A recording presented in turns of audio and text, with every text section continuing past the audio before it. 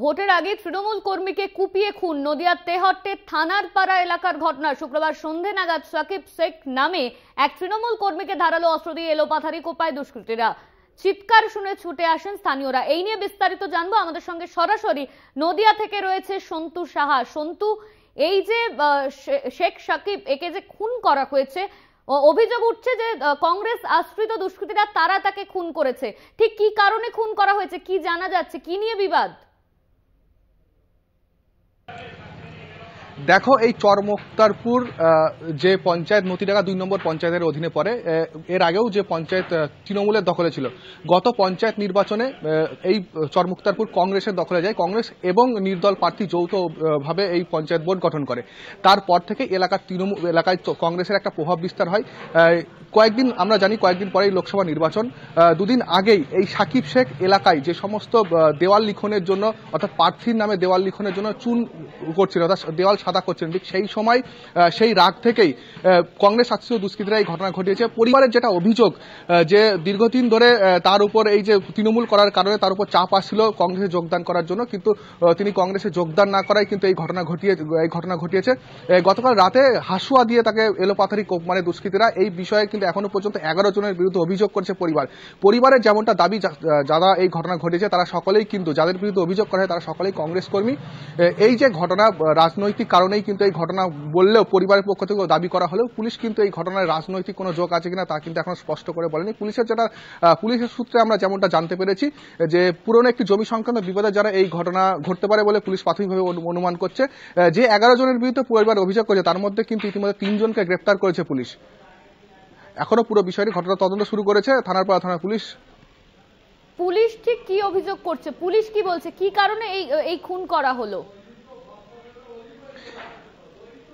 দেখো, পুলিশ যেমনটা জানাচ্ছে, প্রাথমিকভাবে তাদের যে অনুমান, পুরনো একটি জমি সংক্রান্ত বিবাদ ছিল কিন্তু এই সাকিব শেখের, সেই কারণেই কিন্তু এই ঘটনা ঘটতে পারে বলে পুলিশ প্রাথমিকভাবে মনে করছে। যদিও এই ঘটনায় 3 জনকে গ্রেপ্তার করা হয়েছে। যাদেরকে গ্রেপ্তার করা হয়েছে তারা এফআইআর নেই, অর্থাৎ তারা কংগ্রেস কর্মী বলে দাবি জানিয়েছে পরিবার। তাদেরকে আজ তেহট্ট মহকুমা আদালতে তোলা হবে। এরপর তাদেরকে পুলিশ হেফাজতে নিয়ে সম্পূর্ণ বিষয়, তাদেরকে জিজ্ঞাসাবাদের পর সম্পূর্ণ যে বিষয়টি তা কিন্তু উঠে আসবে বলে জানা গিয়েছে। ধন্যবাদ তোমায় সন্তু। আমাদের সঙ্গে নদিয়া থেকে সরাসরি ছিলেন আমাদের প্রতিনিধি সন্তু সাহা। তৃণমূল কর্মীকে খুন করা হয়েছে। পরিবারের অভিযোগ, তাকে কংগ্রেসে যোগ দেওয়ার জন্য বারংবার বলা হচ্ছিল, আর সেই কংগ্রেসে যোগ না দেওয়ার কারণেই খুন করা হয়েছে বলে পরিবার সূত্রে অভিযোগ করা হচ্ছে। সকালে খুনে যে অস্ত্র দিয়ে খুন করা হয়েছে সেই অস্ত্র উদ্ধার করেছে পুলিশ। এই ঘটনাকে কেন্দ্র করে নদিয়ায় তৃণমূল কর্মীকে খুনের ঘটনায় ইতিমধ্যেই 3 জনকে গ্রেপ্তার করেছে পুলিশ সূত্রে জানা যাচ্ছে যে জমি বিবাদের কারণে খুন, কিন্তু পরিবার অভিযোগ করছে কংগ্রেসে যোগ দেওয়ার জন্য তাকে বারবার জোর দেওয়া হচ্ছিল।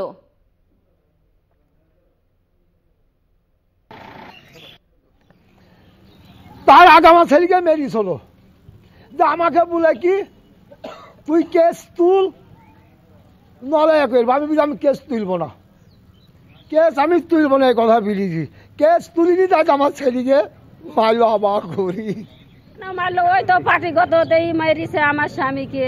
তাছাড়া আমার স্বামীর কোনো দোষ নাই। ওই যে কংগ্রেস পার্টি করেনি, এইটুকু আমার স্বামীর দোষ।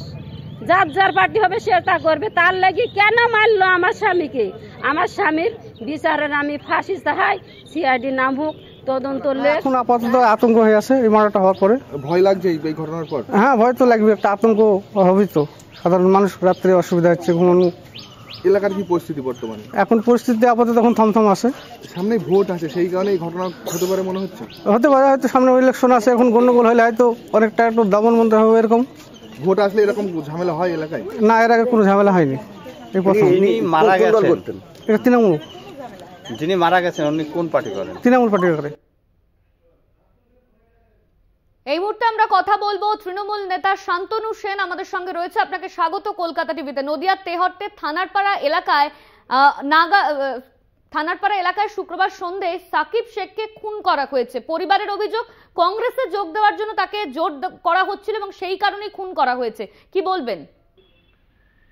দেখুন, ক্ষমতায় আসার আগে 2011 সালের আগে পর্যন্ত তৃণমূল কংগ্রেসের নেতা কর্মীরা সব থেকে বেশি খুন হয়েছে। আর বিগত 13 বছর আমরা শাসনকালে থাকার পরেও যেহেতু আমরা প্রতিহিংসা রাজনীতিতে বিশ্বাস করি না বা সন্ত্রাসের রাজনীতিতে বিশ্বাস করি না, তাই বিরোধীরা যারা মানুষের রায়ে মনোনীত বা নির্বাচিত হতে পারছে না, যারা মানুষের দ্বারা প্রত্যাখ্যাত হচ্ছে, তারা সবসময় সন্ত্রাসের রাজনীতি করে সন্ত্রাসের পথে হেঁটে তৃণমূল কংগ্রেস কর্মী, তৃণমূল কংগ্রেস নেতাদের বিভিন্ন জায়গায় আহত এবং নিহত করছে। এটা বারংবার প্রমাণিত। কিন্তু তৃণমূল প্রতিশোধের রাস্তায় যায় না।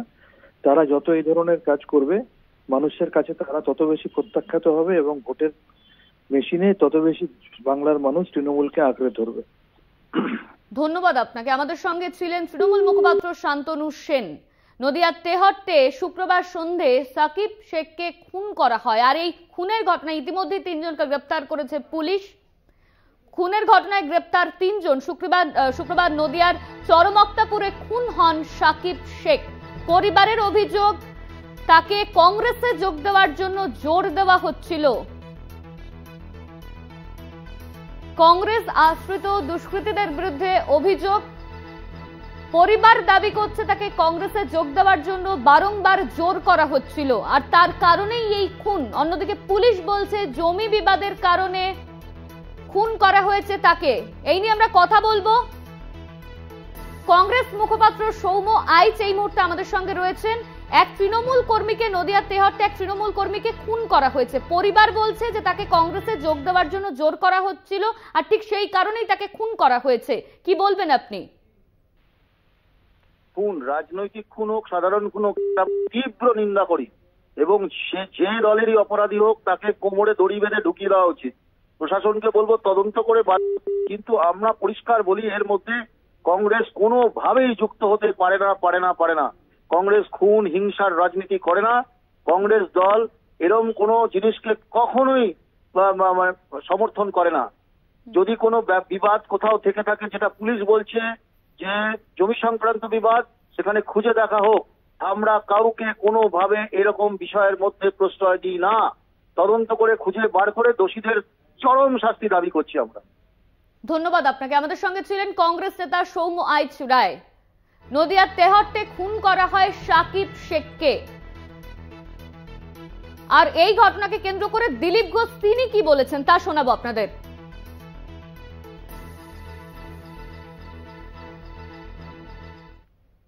খুন তো প্রতিদিন হয় পশ্চিমবাংলায়, এটা কোনো খবরই নয়। খুন, জখম, ধর্ষণ প্রতিনিয়ত বেড়ে চলেছে।